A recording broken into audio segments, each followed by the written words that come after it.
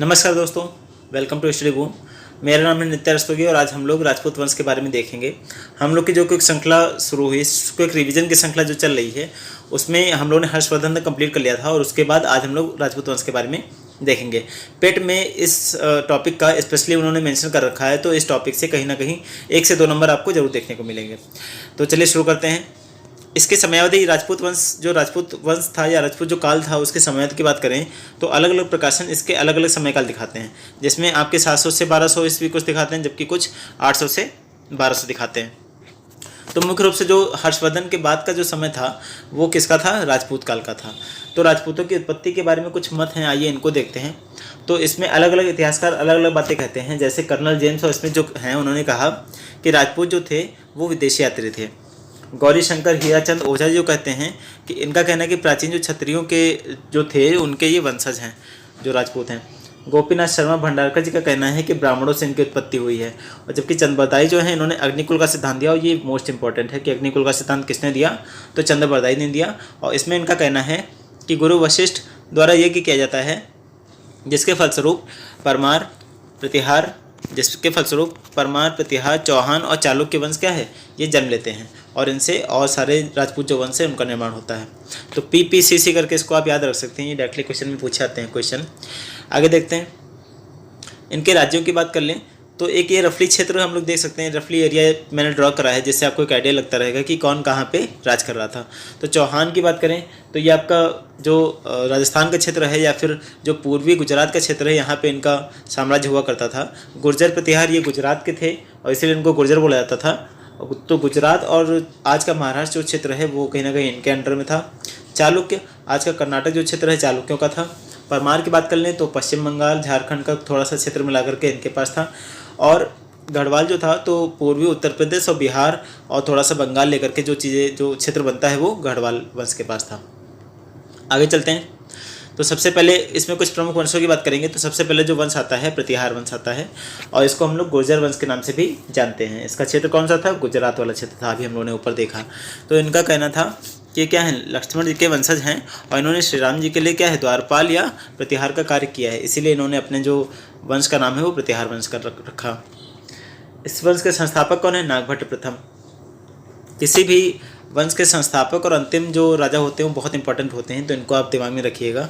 इस वंश का सबसे प्रतापी शासक कौन था? मिहिर भोज, और जिसको हम लोग राजा भोज भी बोलते हैं। इसने एक उपाधि धारण की थी, आदिवरा के रूप में धारण की थी। ठीक है, आगे देखते हैं। इस वंश का जो दूसरा प्रतापी शासक था कौन सा था? महेंद्रपाल था। और इसके शासनकाल में संस्कृत के प्रसिद्ध विद्वान जो राजशेखर थे वो निवास करते थे और इन्होंने कई रचनाएं लिखी, जैसे कर्पूर मंजरी, काव्य मीमांसा, बाल रामायण। ये सब किसकी रचनाएं हैं? राजशेखर की रचनाएं हैं। और ये किसके दरबार में रहते थे? तो महेंद्रपाल के दरबार में रहते थे। आगे देखते हैं महिपाल। तो महिपाल के समय पे एक बगदाद निवासी आता है अल मसूदी, और ये क्या करता है, प्रतिहारों को अल जुजर या अल गुजर कह के बुलाता है और राजा को बौरा कह के बुलाता है। इस वंश का अंतिम जो शासक था कौन था? यशपाल था। आगे देखते हैं, दूसरा जो वंश है ये मालवा के परमाल हैं, और इनके संस्थापक कौन है? कृष्णराज या उपेंद्र राज। इनकी राजधानी क्या थी? उज्जैन। इस वंश का जो सबसे योग्य शासक होता है वो भोज होता है। तो राजा भोज, जो हम लोग एक कहावत चलती है राजा भोज और गंगू तेली वाली, ये वही वाले जो है राजा भोज है। इनकी राजधानी क्या है? उज्जैन। लेकिन उज्जैन से ये अपनी राजधानी क्या है? धारा में स्थानांतरित कर लेते हैं। तो किसने स्थानांतरित की थी उज्जैन से धारा? तो भोज ने की थी। इनकी कुछ पुस्तकें लिखी गई हुई इनके द्वारा, तो उन्हें भी देख लेते हैं। जैसे पूर्व शतक, भोज चंपू, सरस्वती कंठम भरणम, सम्रांग सूत्रधार, ये सब किसकी रचनाएं हैं? ये सब भोज की रचनाएं हैं। आगे देखते हैं, कुछ और प्रमुख लेखक हैं जिनके हम लोग को पुस्तकें देखने को मिलती हैं इस काल की। तो पद्मगुप्त, इन्होंने नवशाक चैत्र की रचना की। धनंजय, इन्होंने 10 रूपक की रचना करी। तीसरा वंश देखते हैं, चंदेल वंश। तो इस वंश के संस्थापक कौन थे? नन्नुक। ये मोस्ट इंपॉर्टेंट है। चंदेल वंश के संस्थापक नन्नुत, और इनका जो क्षेत्र था कौन सा था? बुंदेलखंड का क्षेत्र था। और बुंदेलखंड को पहले किस नाम से जाना जाता था? जजाक भुक्ति के नाम से। तो ऑप्शन में बुंदेलखंड ना दे करके अगर जजाक भुक्ति देखते हैं तो वो भी आपको क्या है, टिक करना है। राजधानी इनकी क्या थी? खजुराहो।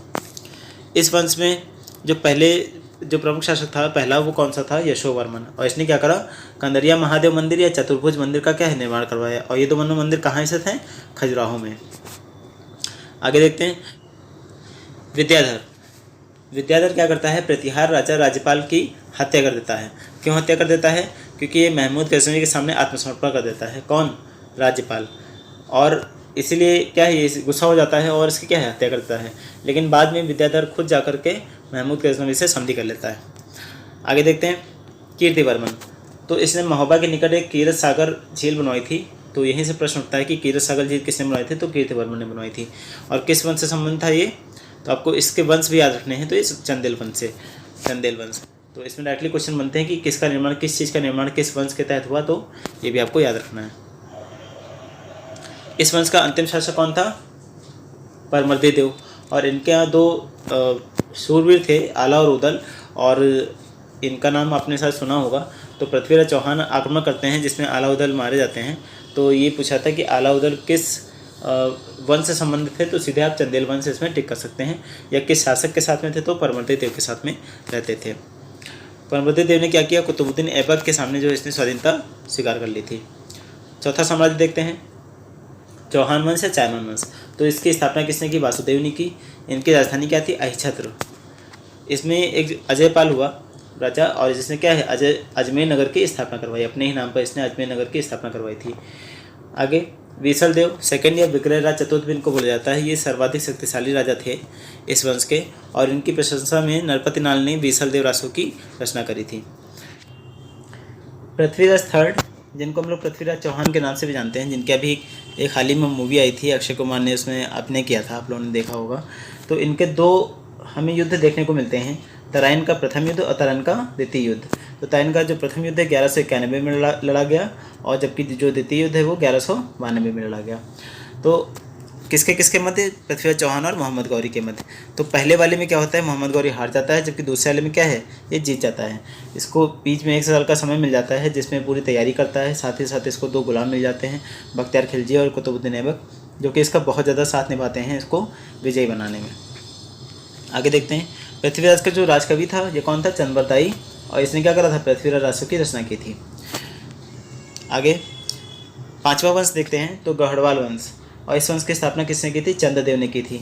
इन्होंने राजधानी अपनी क्या बनाई, वाराणसी, जो काशी का क्षेत्र है वही इनकी राजधानी थी।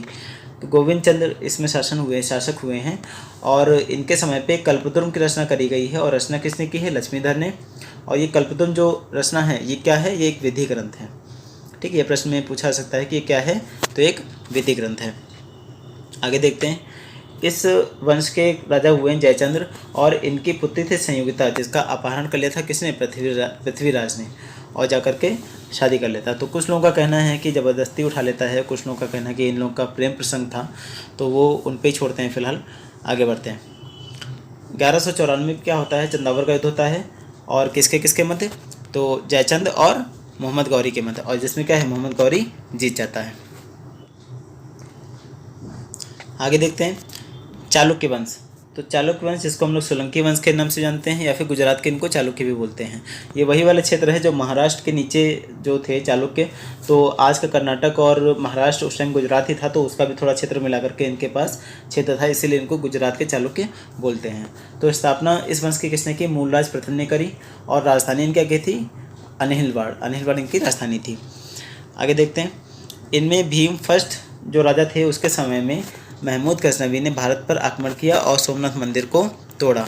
महमूद गजनवी ने भारत पे कुल 17 बार आक्रमण किया था, जिसमें 16वां जो आक्रमण था वो सोमनाथ मंदिर वाला सबसे इसका महत्वपूर्ण जो अभियान था।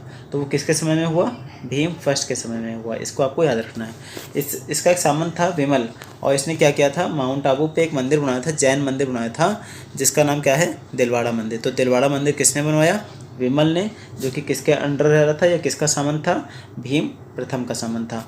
और चूंकि इसने विमल ने बनवाया था इसीलिए इसको विमल शाही मंदिर भी बोला जाता है। आगे देखते हैं, जयसिंह सिद्धराज। तो माउंट आबू पर्वत पे इसने क्या किया, अपने 7 पूर्वजों की मूर्ति बनवाई और उसकी पूजा करवाया। तो माउंट आबू पे दिलवाड़ा मंदिर किसने बनवाया, विमल ने, और 7 पूर्वजों की मूर्ति किसने बनवाई, जयसिंह सिद्धराज ने। आगे देखते हैं, भीम सेकंड शासक हुआ है इसी वंश में, और ये अंतिम शासक था, और इसके समय में क्या हुआ, मोहम्मद गौरी ने आक्रमण किया था। जबकि जो भीम प्रथम था उसके समय में किसने किया था, महमूद गजनवी ने, और भीम सेकंड के समय में किसने किया, मोहम्मद गौरी ने। तो ये आपको याद रखना है, इसमें कंफ्यूज नहीं होना है। ये कुतुबुद्दीन ऐबक से हार गया था और इसीलिए इस वंश का अंतिम शासक होता है। आखिरी देख लेते हैं वंश त्रिपुरी का कलचुरी वंश। तो इसमें कुछ ज़्यादा इंपॉर्टेंट नहीं देखना है, इसमें बस स्थापना देख लीजिए। ये कोकल ने करी थी और इसमें एक राजा हुआ है कर्णदेव, जिसने त्रिलिंगाधिपति की उपाधि धारण की थी। तो इस तरीके से आज हम लोगों ने राजपूत वंश देखा और ये सीरीज़ चलती रहेगी। ये आपके आने वाले एग्जाम्स में पेट हो या आर हो या यूपीपीएससी हो, इनमें सब में बहुत ज़्यादा हेल्प करने वाली है। इसलिए अपना प्यार बनाए रखें, लाइक करें, सब्सक्राइब करें, शेयर करें। धन्यवाद।